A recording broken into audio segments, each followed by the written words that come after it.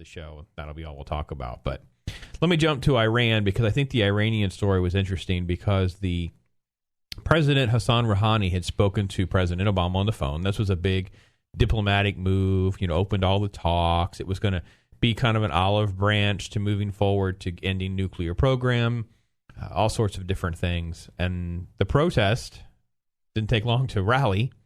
The folks in Iran are chanting death to America, trampling and spitting on the American flag, photos of the president. So it's, again, globaldispatch.com. You go to the Dispatch radio logo. You'll catch up to date on what we're talking about today. Some of the podcasts are there, but you get a link to this story about Hassan Rouhani facing protests already for not even really behaving moderately, just having a phone call. So it kind of shows that there's a lot of extremists in the Middle East. Yeah, that was actually pretty disheartening. I figured that if anybody was pro-American in that country, it would have been the average citizen on the street. So it's, I don't know what to say about that. Maybe this is something that can never be fixed. I don't know. Well, we've seen a little bit of this with the way Egypt played out, I think more than anyone else, because the country was so fractured, the way it was split apart. We put a different type of leadership in place, and that was worse, and now we're seeing it again. So it'll be interesting to see. To me, Egypt is really the tell of the Middle East, because if it cannot be repaired, that really does show that diplomatic efforts and some of these things just really don't have much of a future in some of these countries, because there's not a whole lot more we can do than what we've been doing in some of those countries. So, but speaking of Egypt, we heard Rand Paul's speech recently, his War on Christianity speech, which I personally thought was fantastic. And again, he was pointing out that, hey, these guys are not any good. We shouldn't be sending them any more aid. Any thoughts on that, Brandon? Well, and you're right. I know there's a lot of folks that were upset about the speech and why he would choose to title it and focus the way he did.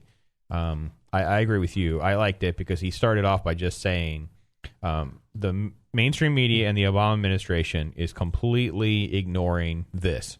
And then he went down a laundry list of different infractions and violence against Christians all over the world.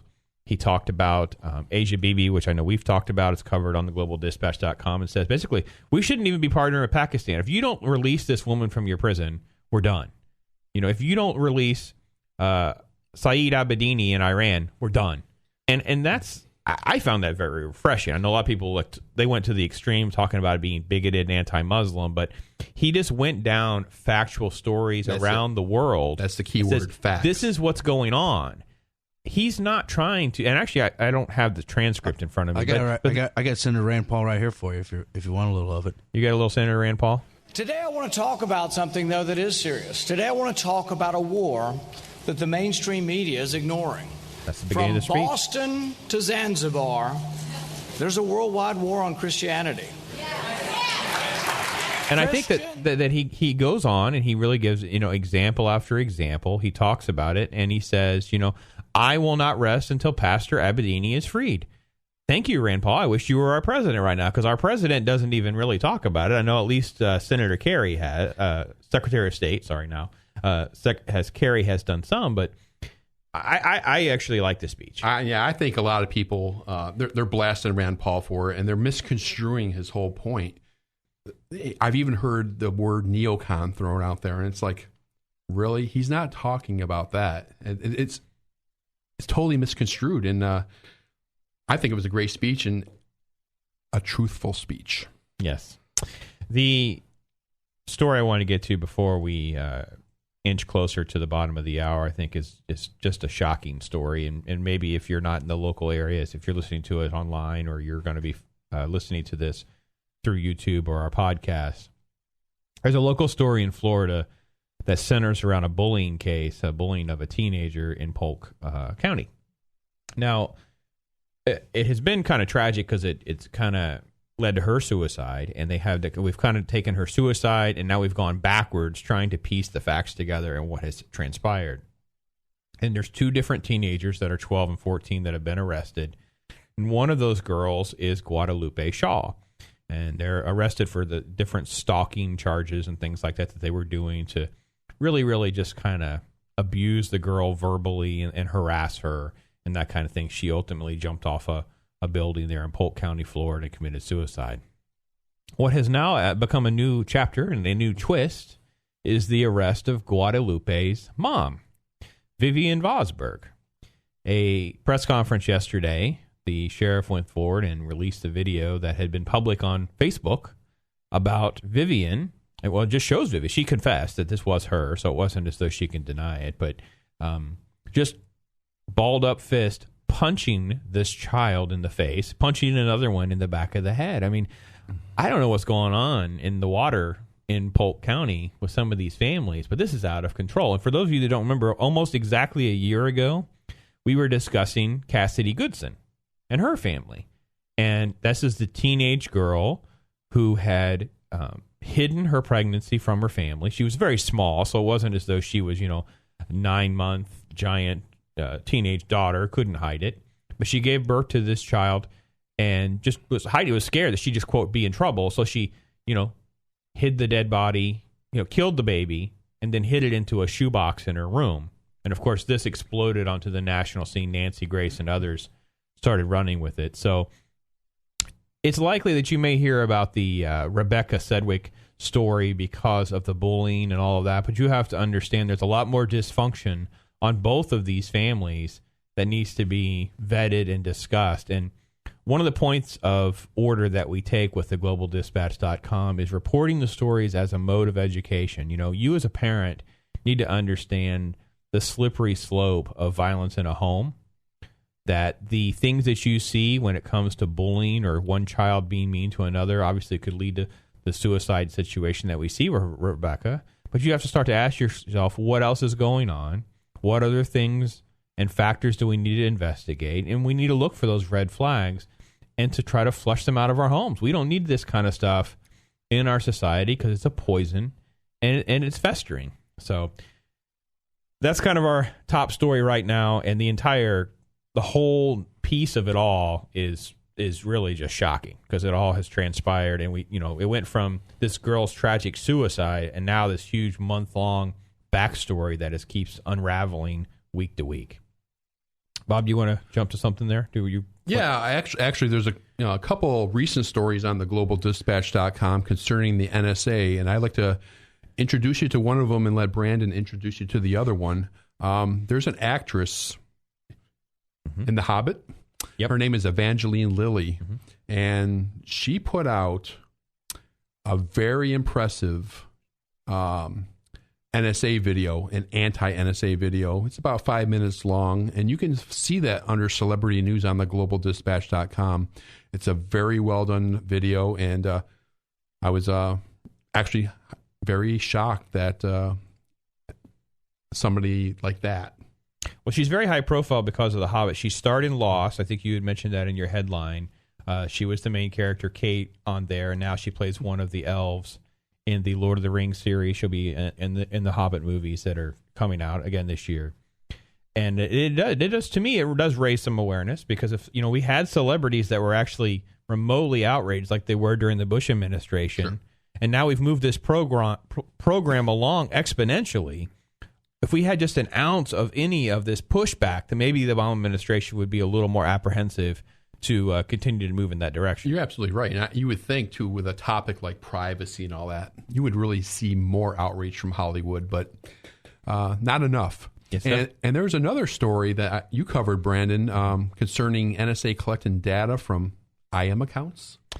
Yeah, again, we've extensively discussed the NSA program on the globaldispatch.com. The Utah data center has melted down. They've had 10 meltdowns, guys. That's how much information they're doing. They're cooking servers. So they're collecting everything. This new report basically comes out and details just even more specifically how your text messaging, your IM messaging, and all of that electronic data is not free from the scope either. I think that when this initially came out and Edward Snowden had come forward and talked about emails and phone records, the AP phone scandal happened where they admitted that the DOJ was, tracking all of the phone records. A lot of people, I think, were kind of misunderstanding what we're talking about. Anything that is electronic, folks, if you're communicating, there's a cookie, there's a breadcrumb, there's something there, and they get everything. That doesn't mean they go in and they're listening and watching to every word that you speak or write. However, the moment that they need to, every moment and every word can be used against you. And we've seen pieces of that. The way that they, well, first off, they mishandled the Boston bombing situation by not doing anything when all these people were on the radar screen. But afterwards, we had every tweet, every screenshot of Facebook, all this stuff that they had files on. So you just need to know that everything is out there. I had a great conversation at work with some of the ladies that work with me because we'll jump to the Fifth Estate just briefly because it does tie into this. The Fifth Estate dealing with WikiLeaks and Julian Assange.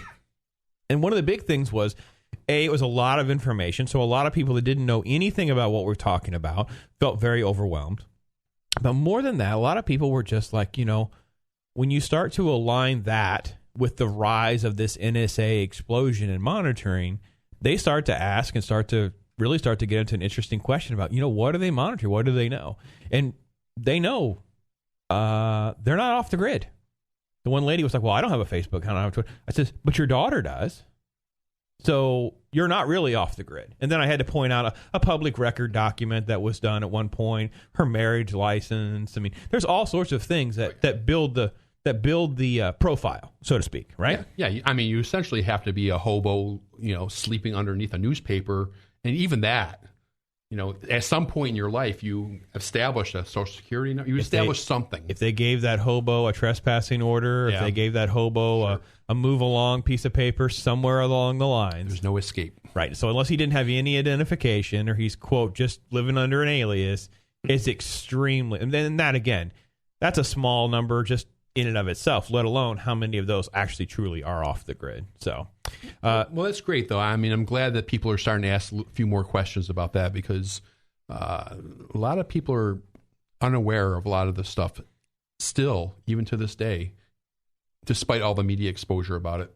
Well, and I think that was the one big take home, I think, from the Fifth Estate. If you haven't seen the movie, it is definitely an insider film. The more you know about the news, WikiLeaks, Julian Assange, what's transpired since the rise of that at the age of information,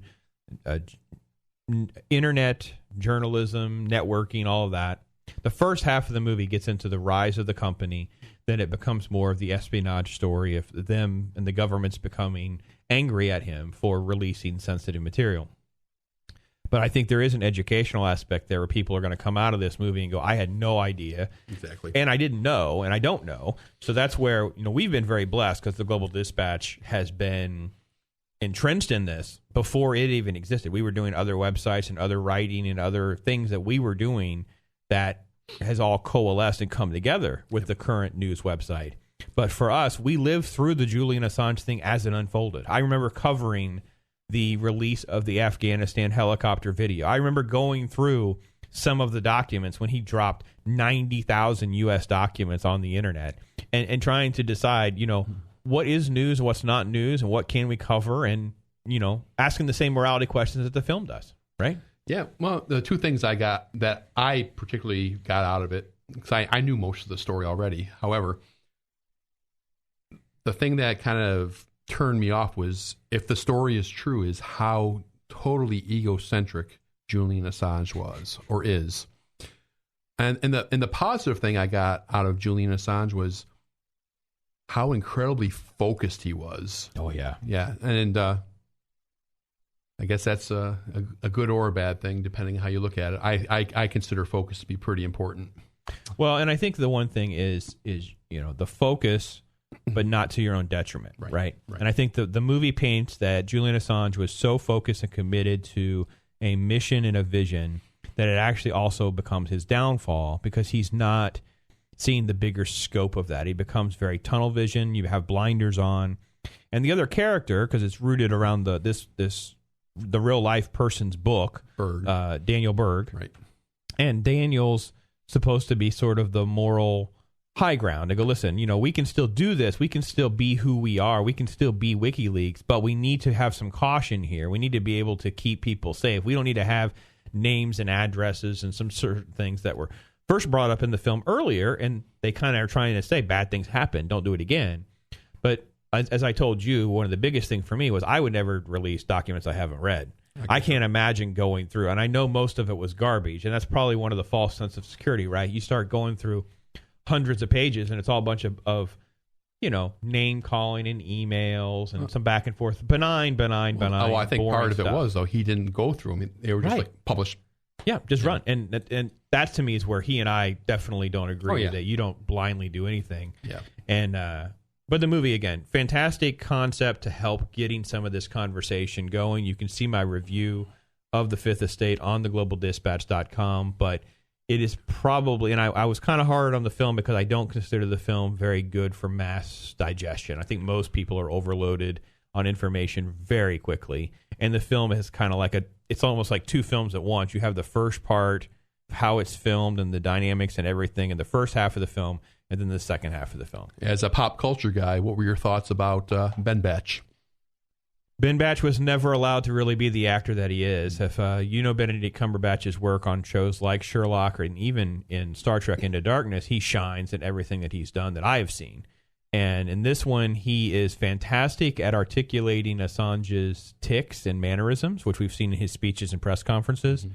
But the script is so flat and uneventful. I mean, it's just an espionage about information.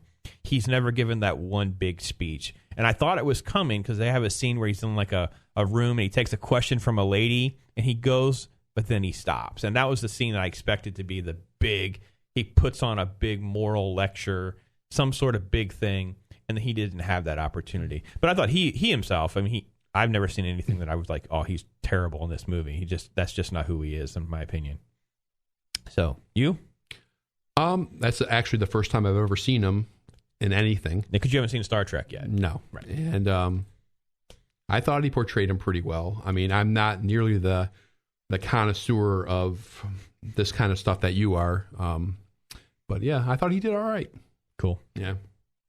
So where are we in this NSA debate, do you think? Do you think that people, because each month, I do think there's new things that have continuing to leak out, but it's kind of gone from the headlines. I mean, I think that even the main big outlets are saying they're covering something, but it's never really dominating the press. They've done a good job of sort of keeping it out of our water cooler talk, if you use the old example. Well, that's part of the problem, because we know as Americans what a short attention span we have.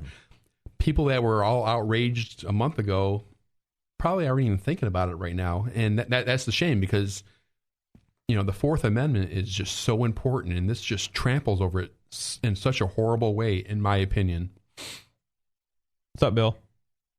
Dwayne, Mrs. Pandis. All right. We are going to run to break. When we come back, we're going to have some great information on flu shots and travel health and get you caught up on that.